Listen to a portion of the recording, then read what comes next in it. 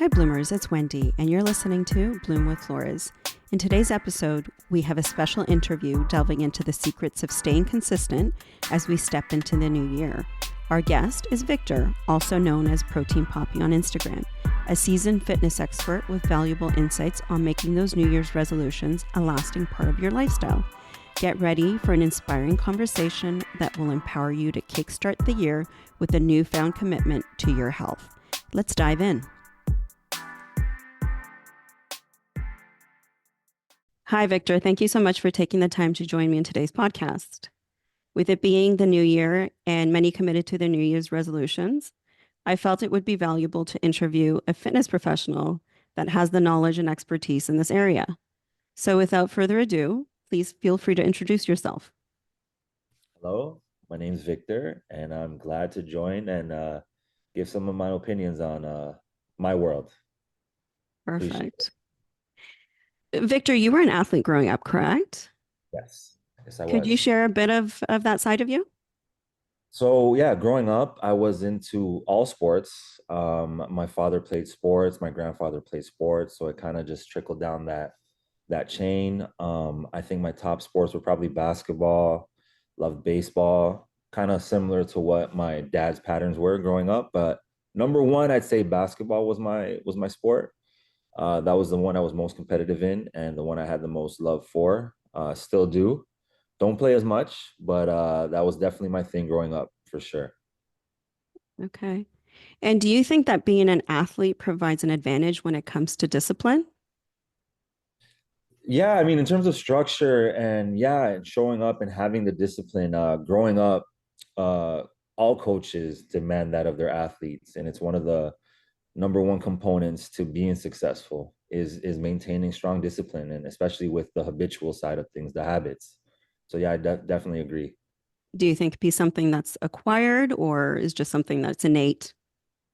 For for some, it's innate. For others, it's definitely something that people can work on and get better at. For me, I was probably in the middle.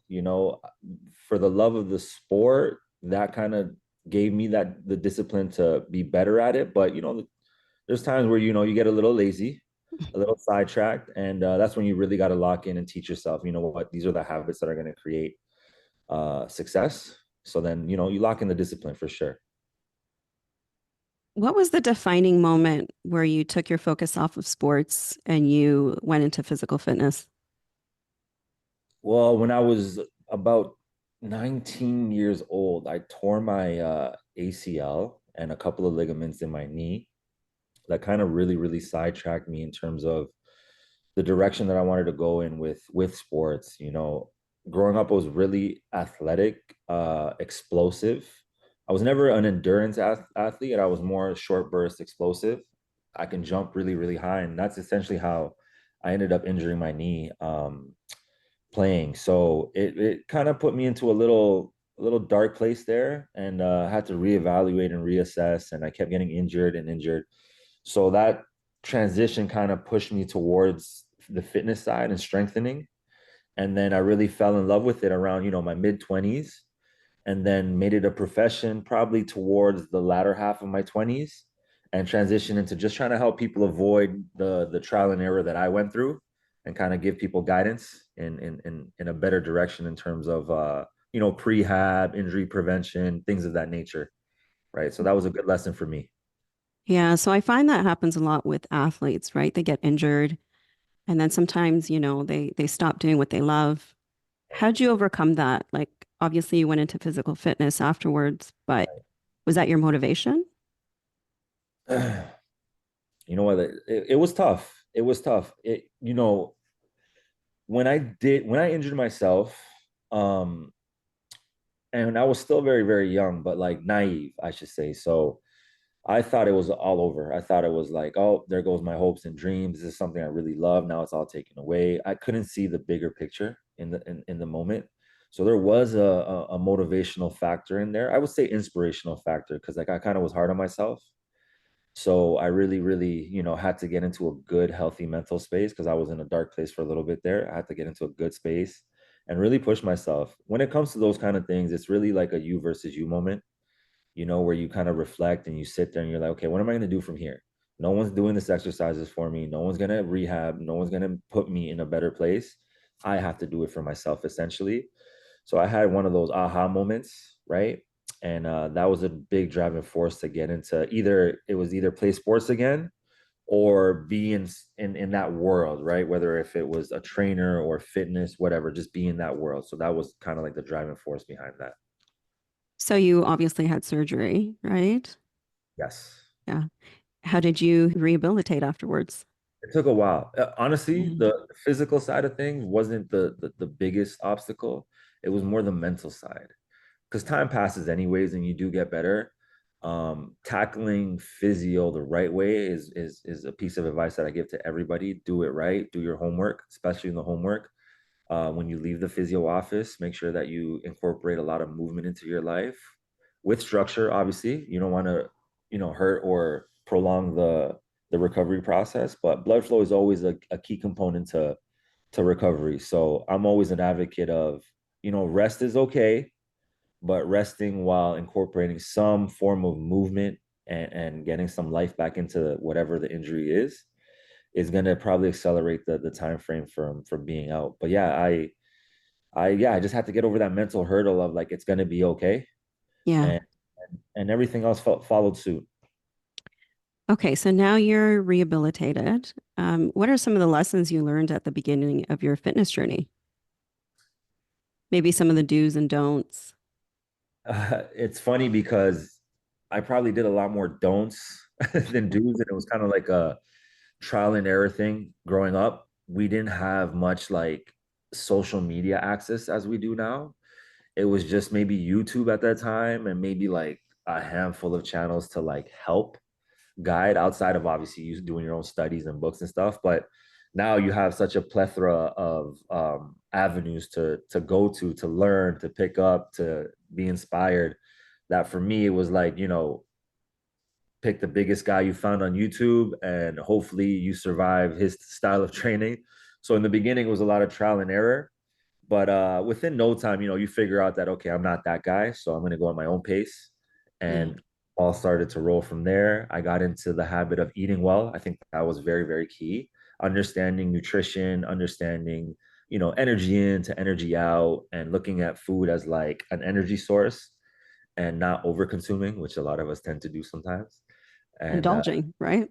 no, indulging exactly. So consuming what's needed for my activity level and what I was trying to achieve, right? So that was kind of the beginning of my little fitness journey, trainer journey, I would say. So I've been following you, and I see a lot of calisthenics. What would you consider your area of expertise? Oh man, that's a good question. Um, Calisthenics in the sense of like I'm big on like mastering body movement. Number one, you're before you touch any weights or anything like that. If I was to narrow it down, that's a good question, Wendy. Because it's a sprinkle of so many avenues. I use the term functional movement very lightly because we all move functionally throughout the day. We standing, we sit, that's a squat. We move forward, we move side to side, different angles. So I took a lot of my athletic background, right? So, for example, with athleticism, we talk about stability, balance, coordination, and that's not necessarily emphasized a lot when it comes to your normal training. We think very linear, right? We think very up, down, forward. But in real life, we do move side, 360, this angle. We're always rotating. We're moving backwards. So I implemented those factors into my style of training. So it's a fusion of functional strength and athleticism, trying to promote really like longevity, being strong for long. I have a plethora of clients that range from, late teens, actually even 10, 11 year olds right now to all the way up to like 80 year olds. And the only thing that changes with the style of training that I do for them is the intensity with the weights. But they all practice the stability, the balance, and making sure that those components stick around. I think in the long run, if you want to have longevity, you need to be able to balance and be a stable body, right? So you see a lot of my core stability stuff. I'll always highlight that. And there might be different varying opinions on if it's effective, if it's not. I've seen the results. I've loved the results. I've seen the results within myself, let alone my clients, because a lot of the stuff I put them through, I have to run myself through it too. So I'm kind of like that. I'm not very preachy. I kind of do as I do type of guy, right? If you see Yeah. me, or if I'm giving it to for you to do, it's because I've done it and I've put myself through it, and it's been a success for me. So that's kind of like I'm a mixing pot, jambalaya of assortments of movements, and yeah, but I'm proud of it. I like the fusion that I've created. So on social media, you go by Protein Poppy. Yes. Very catchy name. Is there a story behind that? Yeah, there is. Funny story. So once upon a time, when I was working at a commercial gym, uh, maybe about 10 years ago, I would say, there was a group of gym members that that I was cool with, that I would chit chat with when I had breaks. I'd talk to, and I was just starting my fitness journey as a trainer, so I was very very fresh, very very new. So I was indulging in conversation. You spend hours at a gym without having necessarily any clients, so there was time to kill, and I was very big on protein shakes at that time. So I'd always have a shake in my hand, and everybody they'd always ask, like, "What are you drinking?" Protein shake, protein shake. And at that time, I think Instagram just started to like grow and boom. And Drake had the name Champagne Poppy, right? So they would tease me and they would say, "You're Protein Poppy." Spanish background. I'm like, you know what? Like, it took a while, but eventually I made it the handle for Instagram. And I remember trying to take it away one time because I was like, oh, let me be more professional. Let me put my real name, or at least like a fitness name, and people wouldn't allow it. They're like, "Whoa, what are you doing? Like, that's you. Like, that's sticking." And honestly, since then, it's stuck. So that name has been there since 2014, I would have to say. I can't see myself without that name. I don't even think people know my name's Victor, to be honest now. Either say Poppy or Protein P, Coach P. Well, now they know your name's Victor. Now they know. Now they know So Victor. on social media, you've built quite the following. Why do you think that is? Back when COVID first started, 2020, I think it was March 16th, if I'm not mistaken, somewhere in that zone, right? I was at a turning point in my life in terms of where I wanted to take my career, or if I wanted to continue my career, because obviously you know how COVID hit all of us, right? Yeah. Especially with the gyms, and I had no business at the time, so I was just stuck in a between a rock and a hard place, and we were all at home, right? And I think at that time I may have had a couple hundred, if not 1,000 followers, maybe. And I would post rarely here and there, little posts about my style of training, or these AM check-ins that I would do with my buddies, like where we would train early in the morning and just post about that, but no real direction or traction on that platform. And then COVID hits, and I started to post a lot of like home. We talk about calisthenics, body weight stuff, mobility stretches, and just exercises that you can do with stuff that you had at home.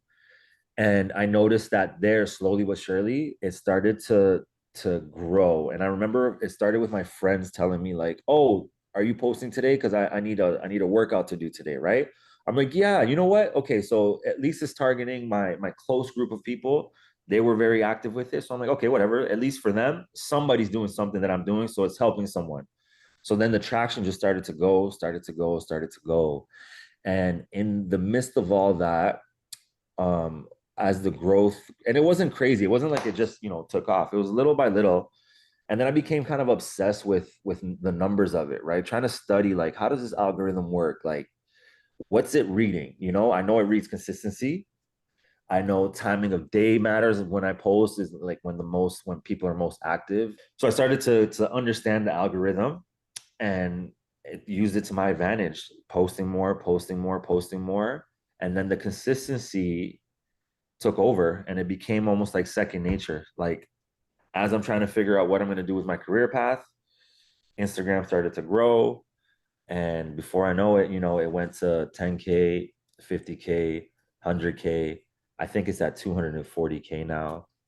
But the one thing I told myself, Wendy, from the jump was that I wasn't going to let it, consume me. I wanted to make sure that it was transparently who I was and who I am. So, if you notice, I don't really talk too much on it. Here and there I show glimpses of. And I think it's just a total package now in terms of my growth now. The knowledge is there, the consistency is there, the discipline. That's kind of a few of the things that we mentioned already in this sit down. People feel that, so there's a certain level of loyalty there. Yeah. They understand there's return value, right? Because I'm not just posting, the gimmicky stuff, shirtless 24/7, using those methods to try to grow, because those are so short-lived.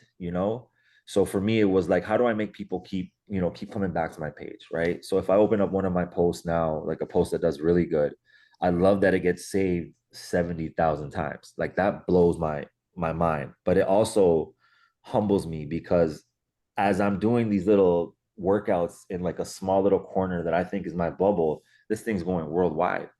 And some of the messages that I've gotten, Wendy, have been so beautiful. Like, people around the world saying that they left their desk job to become a trainer because of the inspo that I provided them. So I told myself, I want to make sure that I do a damn good job at representing what a good trainer is supposed to be like.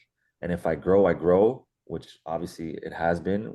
So, I'm very happy, but maintaining who I am is very important. Hmm. So yeah, so I put two things together, and it worked out. I'm glad that I've been able to keep it me, and it's Hmm. grown. I haven't had to pretend to be anything else outside of who I am, and like, thank God for that. So I'm very grateful for that, and I think it's just this aura that I kind of give off that's helped it grow. Because I don't know, other than the consistency stuff, the algorithm, whatever you want to call it, the metrics and the numbers, I know a lot of people that have attempted it and it doesn't grow, right? So it's just one of those things Yeah, that I think you show a lot of passion too, right? So people feel that definitely when they tune in to watch your videos. absolutely. So to quench our listeners' thirst, back to the New Year's resolution stuff. What are some effective and realistic strategies you're trying to keep in track with a fitness program? For myself or for clients Yeah, or for the new parents? Okay. clients that this is part of their New Year's resolution and they want to see some changes in their life, right? And they want to stick to something. Okay, so I'll give you two perspectives. In terms of my own clientele, the ones that kind of started the year, I do have a few new faces in there, absolutely, but they kind of already understand what they're getting when they join, because it's been either through a referral or we've had a sit down. And I'm the no BS kind of guy. I'm a nice guy, but in terms of like, listen, like, this isn't the fancy stuff that you want to, or that you see, or that you want to do, is not the things that are going to get you to that ultimate goal. It's going to be doing the repetitive things over and over and over and over, right? Time's going to pass anyways, so let's not look at or worry or overthink about, damn, this is a 3 month window that it's going to take forever, am I going to get this change? I'm like, let's plug in daily. I'm here at least with you, so that's accountability, right? So I'm here with you. So let's get through our sessions. Week to week, we're going to see little changes. I want you to hold on to the feeling first. Hold on to the feeling of what you get when you train, your energy levels, how you feel for the rest of the day, right? These are the moments that are going to keep you in this for the long run. The results will come. Mhm. If you follow the protocol, if you follow what I'm preaching to you and what we're talking about, results will come. I promise you that. And it's not like selling a car, when he's not like, here, look, this is you in 3 months or 4 months. So we have to remember that your people are just taking your word for it. But again, when it comes to me, I kind of have that digital resume of, you see where, okay, he's serious, he's consistent with his work, his clients, he's posts his clients all the time. So I take these people, and I sit them down, and we mentally prep for the journey first and foremost. And we talk about holding on to, like I said, how you feel. Like, it's just as simple as that, because when they come in there, they're obviously coming for a reason, right? They decided, okay, I can't do this on my own. I need a little bit of help. If Vic's not going to just teach me the things he knows, he's also going to hold me accountable. And that's a big factor for some people, right? That's one of the most, if you see January 1st, gyms are flooded. By the third week of January, Wendy, out the window. People Yeah. are out done. And by February, March, it's back to empty gyms, or at least what it was before. So it's very short lived. I think people overwhelm themselves when they do start that January. I try to always emphasize, like, let's not use a start date. Like, I know it's great to have that structure of like January 1st is like a start date. Try to have that ball rolling, because the toughest time is the holidays, right? So you have these 2 weeks of limbo, I like to say, Christmas, that week between Christmas and New Year's that people call, like, it's just like it's a whirlwind. You don't even remember it. But already have some of the habits already, whether it's you're already going to a gym, sign up in December, sign up in November. You're already, starting some kind of regimen. The body's already used to it. So by the time January 1st comes around, you're not doing a million things, Hmm. trying to have the nutrition down packed, trying to wake up early, trying to work out. It becomes a lot. Yeah. And what happens is Overwhelming. overwhelming. Little by little, piece by piece, and set small goals alongside the big goal, which might be, you want to lose 30 pounds. Great. Set little small goals and hold on to the feeling of what it feels like, those endorphins that are released, those feel good hormones that are released when you work out, and hold on to that. And then we just take it day by day, and we start chipping away, chipping away, chipping away. By me reiterating that through every session or every time we get together, because it is almost therapeutic too when we are together. By me reiterating that, it helps the process. But I recommend everybody get help first. The best athletes in the world have coaches, they have teams, they have people that help them get to where they wanted to go, right? So there's nothing wrong. It's always an investment in self. And I think when people have that, their own, like, and I say the aha moment, it's like, oh, it's like, this is important for your health, right? You want to be able to play with your kids. You want to be able to live long enough to see grandchildren, or whatever your motivating factor is to live long. But do you want to do that in a, crippled, decrepit, in a wheelchair, or do you want to, I've seen 90-year-olds that still run. And when you have a conversation with them, I never stop training, or I never stop movement, you know? So those things are key to remember. It's what kind of life do you want to live? Hold on to that. And yeah, don't overwhelm yourself with 1,000 things at once. Pick one or Yeah. two, stick to that, get the ball rolling. Once the ball starts rolling, add another thing, right? It takes a certain amount of time for something to be a habit anyways, for it to become a habit anyways. So you're already knowing that this is going to be a process. This isn't a Yeah. quick, right? Yeah. That's kind of So, advice. thank you for that. So I know everybody's day looks different, but what should a typical day look like when you're trying to incorporate fitness into your schedule? Well, if you are someone that works a 9 to 5, you don't, first and foremost, you don't need to be spending 2 hours at a gym, right? You can get a lot done in 30 minutes to 45 minutes, right? Even some of my workouts, somebody that's been training for 10 years, I can get away with 45 minutes, right? I have a plan. I go in there. I'm not in there like trying to figure out what to do, because a lot of time is either spent wasted on your phone or spent trying to figure out what you're trying to work out because you didn't have a game plan going in. Have a game plan, set aside 30 to 45 minutes, make it intense, go hard, do what you're there to do, and then get out of there and go home. So you're taking an hour, hour and a half out of your day, whether you decide to do that. My personal advice is, if you can do it first thing in the morning, if that's accessible to you, or a possibility, do it first thing. Then you ride that wave of good energy for the rest of the day. I'm not an evening guy, but I get it. Some people, work's number one. Totally understand. But if it's in the afternoon, you got to take into consideration the traffic, all that. Just be prepared.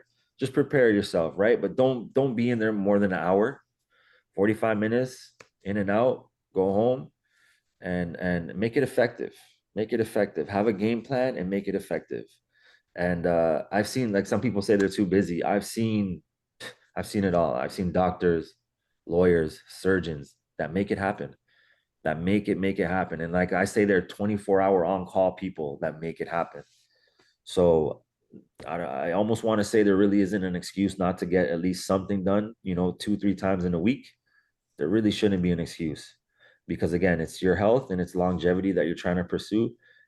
If you're a powerful, strong, and able Wendy, that makes a huge difference, not only for yourself, but your family. It radiates, that energy radiates and it carries on. So that would Yeah, be my advice for that. Yeah. for sure. So you alluded to going in the morning. I've Yeah. heard that the time of day that you exercise also impacts the effectiveness. Is that right? Everybody's so unique. Mm-hmm. I don't think there's necessarily like data that can say specifically that the morning might be better for everyone. There's outliers, right? There's some people that are night owls. There's some people that aren't morning people at all.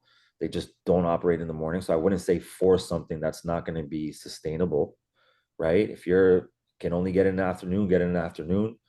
As long as you're eating what you're supposed to be eating, you're eating structured, and you're getting the workout in, I think the results are going to be there, right? It doesn't necessarily have to be, but again, like I said, my opinion, get it done in the morning. Get it done in the morning, just because of the benefits that, like I said, you're high on energy, those feel good endorphins are released, and you got it out of the way. Now you don't have to worry about nothing but getting home from work, taking care of your family, if that's what it is, and winding down.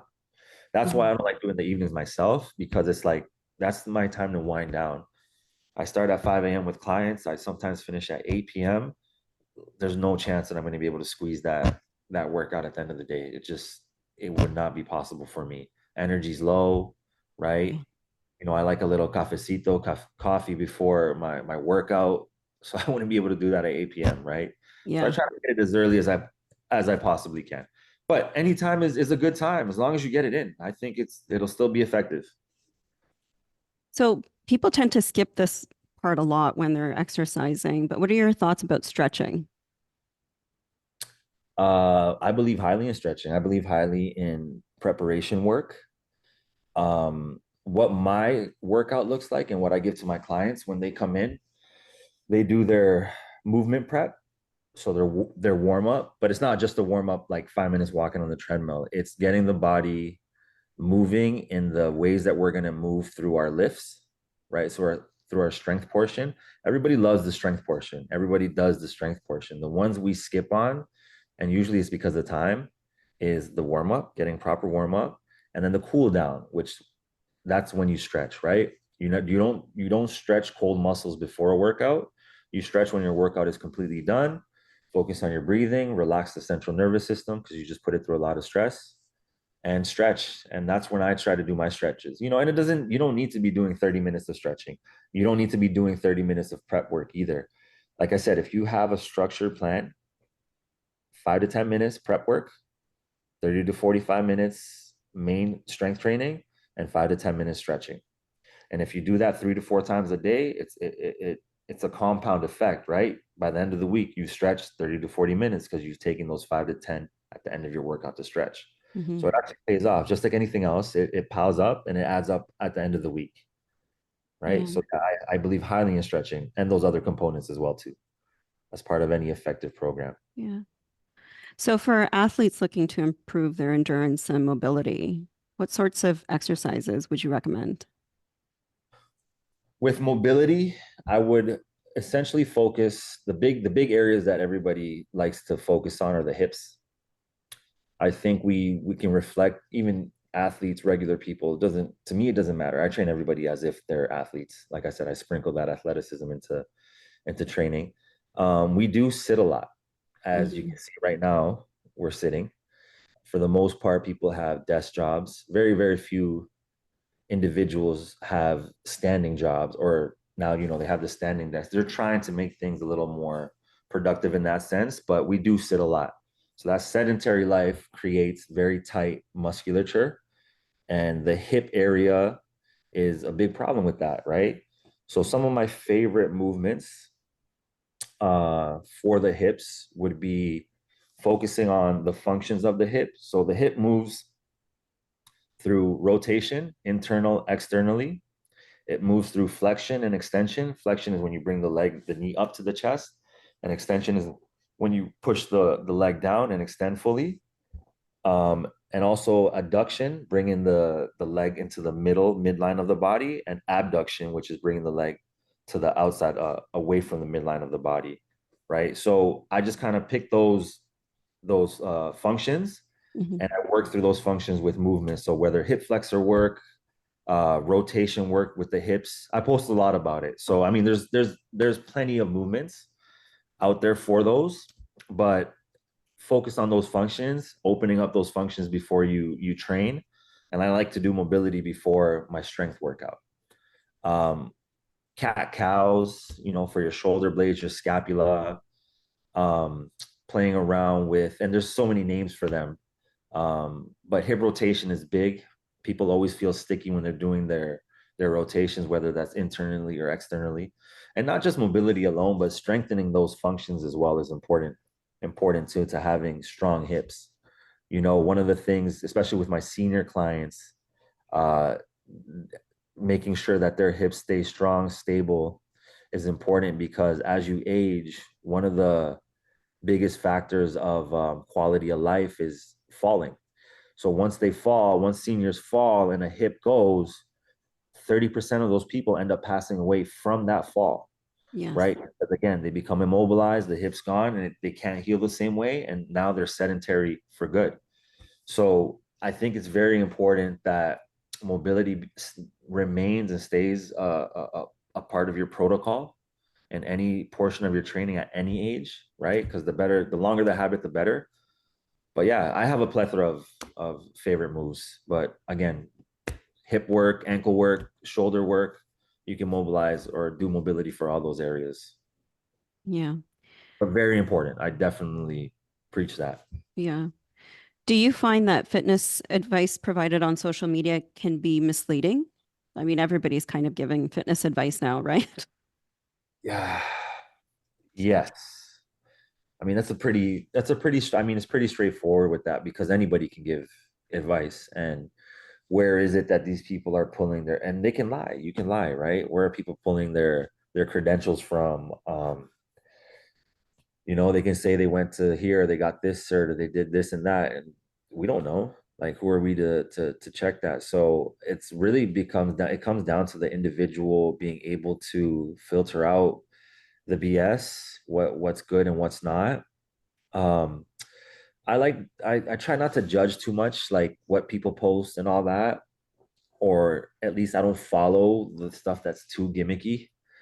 Um, but if people, like individuals like me, I know there's more, and then again, even more qualified individuals that I follow, that I'm always reading on and studying on, that are out there, right? It's just a matter of, and I'll post about it. I follow this person, or I give shout outs. Hey, I just did this workout that such and such posted. Go give them a follow. Great page. Doctors, physios, all that. So it really, like, my best advice is that, to the individual, do your research, right? Because it doesn't take a lot. Go to Google, do your research, find those players that do right by their work. They show the passion, they show the consistency, and yeah, pick and choose your where you get your information from. It just comes down to the user. But Yeah. there's a lot of great info as well too. Just as much as there is misinformation, there's good information out there as well too. Yeah. And last question, how important is sleep for recovery? Probably the most important. Probably the most important. That is where the body, I like to say, that's where the body heals itself. That's where all the magic happens, is it's in sleep. It doesn't happen when we're awake. We don't repair when we're awake. It all happens when you sleep. And it seems like now, like we sit a lot now. There's so many variables just, making us an unhealthy population, but we won't get too deep. Obesity is another one, but Mm. sleep it seems like nobody can get 8 hours of sleep nowadays. And with laptops, phones, TVs, whatnot, that's keeping us awake. Blue light, now they're saying, like, the phone's blue light, TV blue light stimulates the brain, so we can't get into, like, the circadian rhythm. Wintertime, there's no sun anymore, right? If there's anything you're going to invest in trying to get a good night's sleep. Victor, thank you so much for sharing your knowledge and wisdom with us today. How can people reach you should they have any fitness related questions or interested in one on one training? They can either go to my socials, protein.poppy underscore on Instagram. You could also reach me on my website, which is launching in the next 2 weeks, p2performance.ca. pretty straightforward. And yeah, and you can Google me. I'll pop up. So any avenue, pretty much, you can find me. Perfect. Any last words you want to say? Uh, Movement is medicine, so don't forget that. So it doesn't have to necessarily be exercise, right? It can be walks, it can be dancing. Just don't stop moving, right? There's a lot of power in it, so stay moving. There you have it, Bloomers. As we conclude this episode, I would like to say thank you to Victor for generously sharing his wealth of fitness knowledge and insights. We'd love to hear your stories. Feel free to share your personal journeys in the comments or via our social media channel. Your stories inspire us and help us grow together as a community of bloomers. Stay tuned for more content, and until next time, keep blooming.